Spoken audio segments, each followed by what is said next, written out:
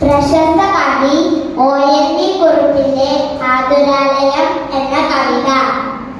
ചീയുന്ന വാഴും മരുന്നും മണക്കുന്നൊരി ആതുരാലയത്തിൻ ഇടനാഴിയിൽ ഏറെ മുഷിഞ്ഞൊരു പാവക്കിടാവിനെ മാറോടണച്ചു താരാട്ടുന്ന പൈതലേ, അമ്മതച്ചാരത്തും നിന്നെഴുന്നേറ്റു നീ എന്നൊന്നിലേക്കു കൈനീട്ടി വരുന്നുവോ.